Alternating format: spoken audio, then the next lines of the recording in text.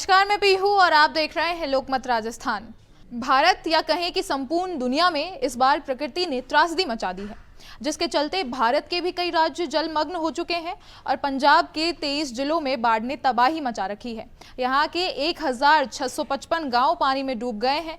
3.55 लाख से ज्यादा लोग प्रभावित हो चुके हैं और अब तक प्राप्त आंकड़ों के अनुसार 37 जानें जा चुकी हैं। इसी बीच केंद्रीय कृषि मंत्री शिवराज सिंह चौहान राहत का जायजा लेने पहुंचे हैं।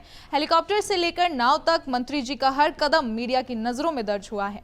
प्रेस कॉन्फ्रेंस में उन्होंने भरोसा दिलाया कि केंद्र सरकार पंजाब के साथ चट्टान की तरह खड़ी है, लेकिन सवाल उठता है कि क्या यह दौरा वास्तव में राहत लाएगा या यह भी तस्वीर और भाषणों का हिस्सा बनकर रह जाएगा। खैर, यह तो आने वाला समय ही बताएगा, लेकिन आइए जानते हैं इस खबर के बारे में विस्तार से।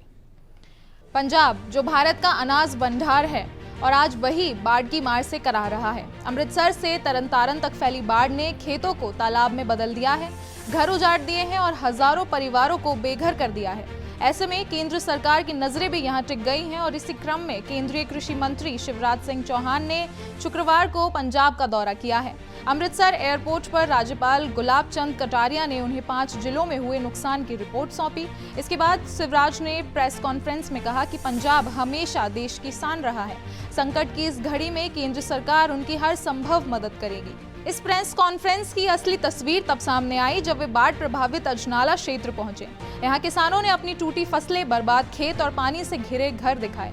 कई किसानों की आंखों में आंसू थे और उनके शब्द थे कि साहब, हमारी साल भर की मेहनत बर्बाद हो गई है, अब बच्चों का पेट कैसे भरेंगे। शिवराज सिंह ने उन्हें भरोसा दिलाया कि केंद्र सरकार किसानों को अकेला नहीं छोड़ेगी। उन्होंने बताया कि 2 केंद्रीय टीमें पहले ही पंजाब पहुंच चुकी हैं और इन टीमों में कृषि, वित्त, सड़क, ऊर्जा और जल शक्ति विभाग के अधिकारी शामिल हैं। उनका काम है गांव-गांव जाकर नुकसान का आकलन करना और जल्द से जल्द रिपोर्ट प्रधानमंत्री तक पहुंचाना। हालात की गंभीरता का अंदाजा इसी से लगाया जा सकता है कि पंजाब के 23 जिलों के 1655 गांव डूब चुके हैं। 3.55 लाख से ज्यादा लोग इससे प्रभावित हैं और 37 लोगों की तो जान भी जा चुकी है। प्रशासन अब तक 19,474 लोगों को सुरक्षित निकाल चुका है, लेकिन अभी भी हजारों परिवार और उनके पालतू जानवर पानी में फंसे हुए हैं। गाँव में हालात भयावह है। किसी की घर की दीवारें गिर गई हैं, कहीं पशु बह गए हैं तो कहीं लोग नावों में बैठकर राहत शिविरों तक पहुंचाए जा रहे हैं। एनडीआरएफ की टीमें दिन रात बचाव कार्य में जुटी हैं। अमृतसर, जालंधर और कपूरथला जैसे जिलों में सबसे ज्यादा असर देखने को मिल रहा है। राहत और सेवा के काम में गुरुद्वारे भी आगे आए हैं।